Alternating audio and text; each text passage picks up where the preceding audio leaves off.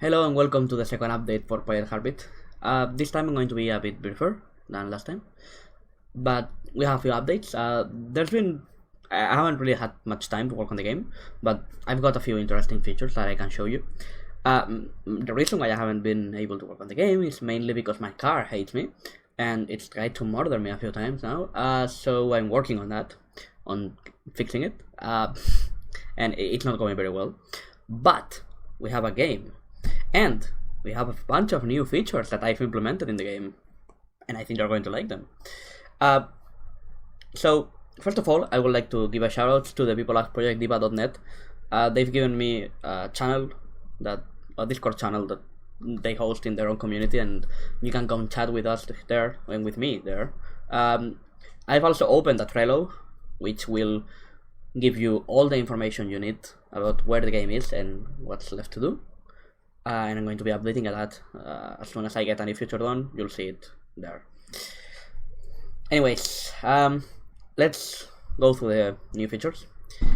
First of all, I've added editor gizmos that like the ones used in the Project Diva clone, the PPD one. I like the system more. I realized afterwards that I like that system more, and I'm just going to use that because I think it works really well. Before, you will just take the note and drag it, but the new system is better, and the code is much cleaner, so I'm going to keep it that way. I mean, I'm usually inspired by it. I don't know how they did it in particular, because I haven't looked at the source code for PPD yet.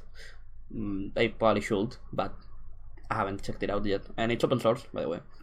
I also have the whole notes, which of course are going to make an appearance. Now, I've been debating over whether or not I want classical whole notes, like the ones in Project Diva 1, Project Diva 2, Project Diva 2nd, Extend, and F, and I decided I want them, so I'm going to keep them. Now, there are the new Future Zone ones, the style ones, but I'm not a big fan of not having a visual representation of how much you've been holding. I know you do have a visual representation, but I just think the old one works better. And, I mean, the system does work quite nice. Like, yeah, in Guitar Hero you have a similar system, but I personally don't like it. So I would like you guys to tell me what you think about it. Depending on what you think about it, I will just keep that system or use the FT one.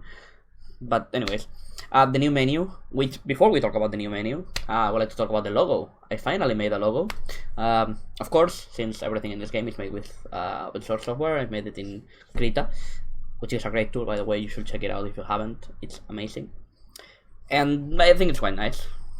It's not anything very fancy. The font, I actually found a font that I really like, and I'm going to use that font for basically everything in the game, including the cool words and everything, because I want those to be drawn dynamically instead of being images like they are now. They are actually taken from the current ones. They are taken from Project Tea Time, which is an open source Project Diva clone that allows you to run also bitmaps and uses genetic algorithms to convert the maps and everything. It's very nice. But yeah, I just took the graphics from there because they looked quite nice. And with the new logo, I made the new menu.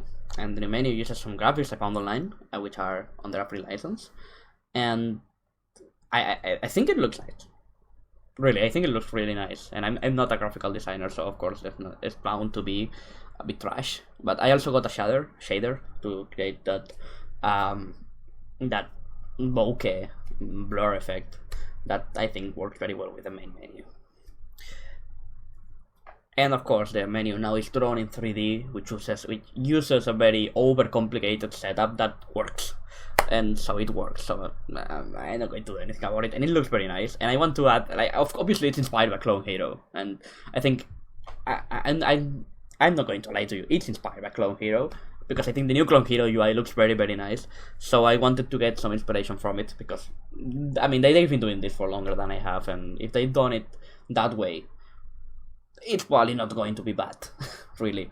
An inspiration that we can have from the guys at Clone Hero, the guys at Sega, making the Project Diva and the Magical Girl, whatever the fuck that PS Vita spin-off was, and all those things. Like, they are, of course, they have more experience than me, so taking notes from them is very important to me. And really, that's about all I've had time to work on this week.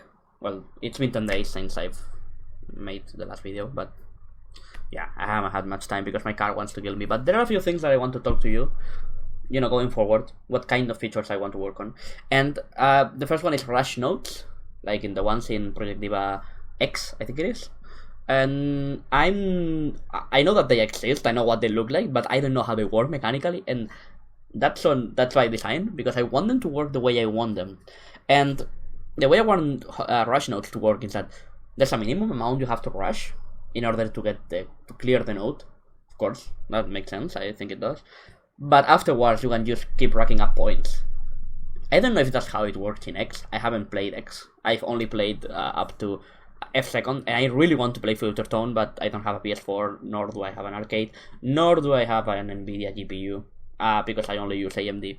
But yeah, those are there, the whole nodes. The rush nodes. And I think that it's the problem with Project Diva games is that, well, it's not really a problem, because here's the thing: in Guitar Hero you have I don't know if you have a judge. I think you don't have a judge in Guitar Hero. And in things like Step Mania, you have a judge, and it's very harsh on you. So I think that in order to make a rhythm game, like, this is all from my view, because I'm not a professional, like a good rhythm game player. I suck at rhythm games, and if you've ever caught me on stream playing Project Diva, you know how much I suck. But here's the thing. I think that the thing that differentiates players, if you create more things that players can be differentiated on based on score, rather than simply a full combo, which a full combo is important, but the point is so that after a song has been full comboed, that there's more to explore.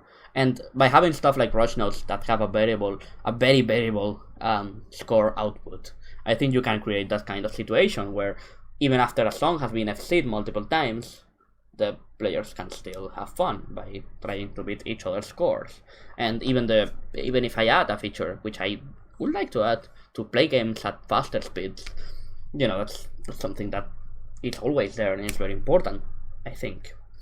Anyways, I got caught up in the rush nodes. I want to experiment with spin nodes, like, you take the controller and you spin the thing, like it's a bit like Osu, really. It's of course taken from Osu, but I think that's an interesting feature that we can have, and I will at least try to implement it and see what happens and see what people think of it, because I think it's a very interesting thing. Of course, slide nodes like the ones in Project Diva, I think they are great, but I'm considering adding up and down slide nodes. Let me know what you think about this idea, because I just want to make the game as complicated as possible for the players, not for me. And I think that making the games complicated it's not just about being complicated, because I don't want the game to be extremely hard by default. Like, of course, there are going to be hard charts, that's for sure. And I think that's what differentiates a good competitive game from, a game that is casual and can be played competitively, from a game that is competitive by nature and can only be played competitively. Like, it's not about being hard, it's about being deep. And by having all those options to chart creators, I would like to see some monstrous things created. And I think we will see monstrous things created if the community likes the game. Anyways, I have double nodes, which of course, double nodes, like multiple nodes, like the ones in Filter Tone, the ones with the laser. I like those. And I'm considering adding spin ones, hold ones, like with the old style. I still have to attempt to implement it, because this is all things that I haven't done yet. But I think that will be nice to have. Personally, I think so. And finally, I have one last feature that I think can be interesting, which is hard power. Now, hard power works a bit like star power in Guitar Hero. But of course it's for a Project Diva game, so it's going to be the same. It's going to be a multiplayer, but I think it could be nice to try at least to see what we can come up with. I think they have something like star power in the Miracle Girl Festival thing that they made for the PS Vita, the spin-off with the anime things, the one that uses the same engine as F2nd but runs on anime instead of Vocaloid. hard power is an option, and I really want to try it. I also would like to have slide notes, like the star ones in F and F second, the ones that you have to mash this thing. We will have those, and of course those will be heart shaped because the game is spread heart.